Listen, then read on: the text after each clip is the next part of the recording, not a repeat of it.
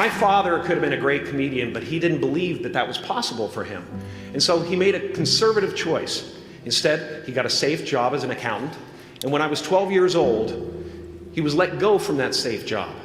And our family had to do whatever we could to survive. I learned many great lessons from my father, not the least of which was that you can fail at what you don't want. So you might as well take a chance on doing what you love. It's not the only thing he taught me, though. You know, I watched the effect of my father's love and humor and how it altered the world around me. And I thought, that's something to do. That's something worth my time.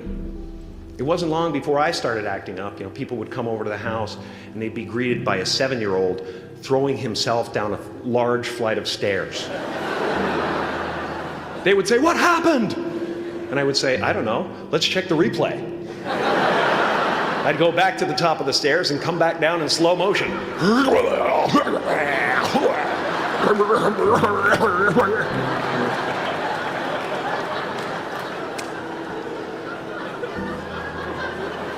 It was a very strange household.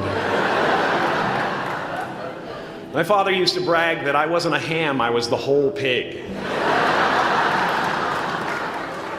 And he treated my talent as if it was his second chance.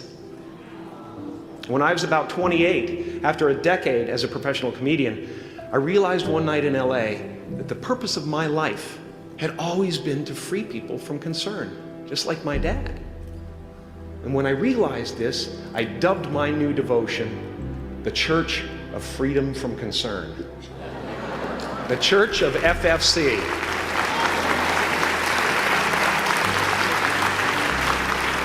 And I dedicated myself to that ministry.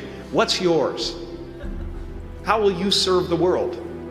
What do they need that your talent can provide? That's all you have to figure out.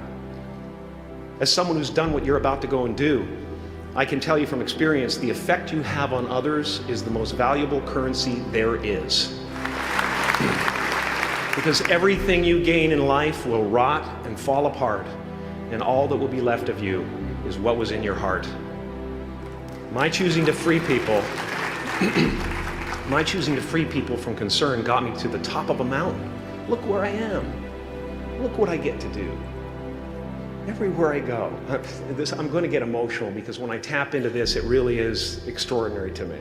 I did something that made people present their best selves to me wherever I go. I've often said that I wished people could realize all their dreams and wealth and fame, and so that they could see that it's not where you're going to find your sense of completion. Like many of you, I was concerned about going out into the world and doing something bigger than myself, until someone smarter than myself made me realize that there is nothing bigger than myself. Because life doesn't happen to you, it happens for you. How do I know this? I don't, but I'm making sound, and that's the important thing. That's what I'm here to do. Sometimes I think that's the only thing that's important, really, you know? It's just letting each other know we're here, reminding each other that we're part of a larger self.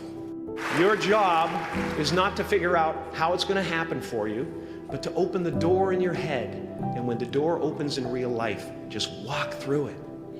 And don't worry if you miss your cue, because there's always doors opening. They keep opening.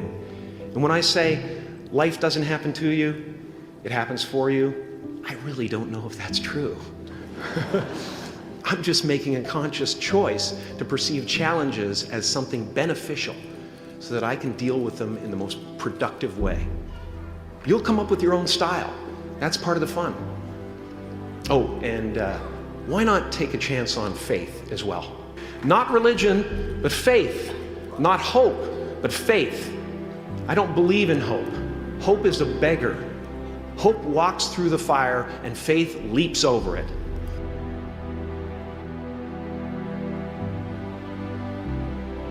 I used to believe that who I was ended at the edge of my skin. That I had been given this little vehicle called a body from which to experience creation. And though I couldn't have asked for a sportier model, it was, after all, a loaner and would have to be returned.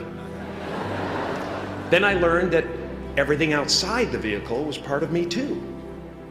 And now I drive a convertible.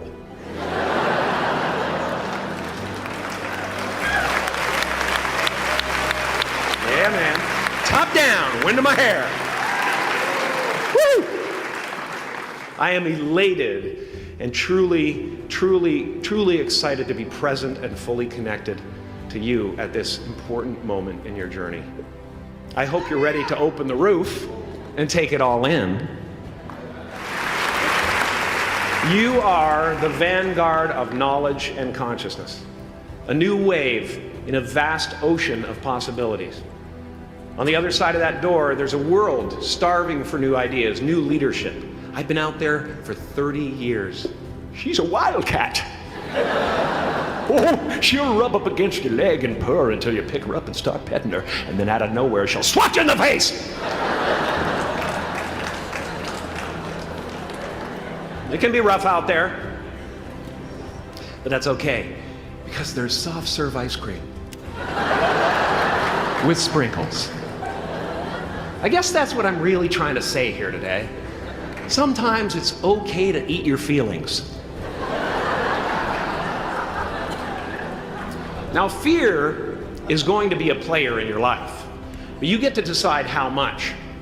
You can spend your whole life imagining ghosts, worrying about the pathway to the future, but all there will ever be is what's happening here, and the decisions we make in this moment, which are based in either love or fear. So many of us choose our path out of fear disguised as practicality. What we really want seems impossibly out of reach and ridiculous to expect, so we never dare to ask the universe for it. I'm saying I'm the proof that you can ask the universe for it. Please.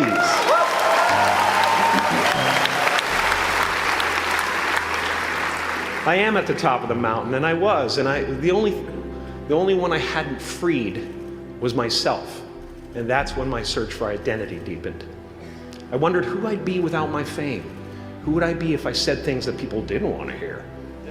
Or if I defied their expectations of me? And that peace that we're after lies somewhere beyond personality, beyond the perception of others, beyond invention and disguise, even beyond effort itself. You can join the game, fight the wars, play with form all you want, but to find real peace, you have to let the armor go.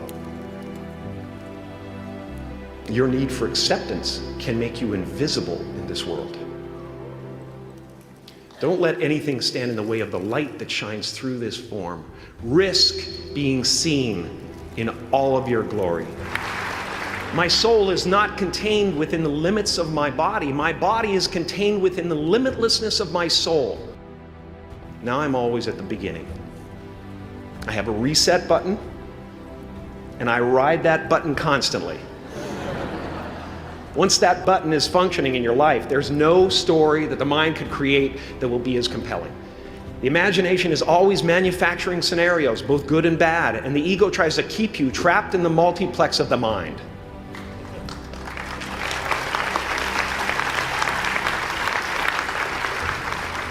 Our eyes are not viewers, they're also projectors that are running a second story over the picture that we see in front of us all the time.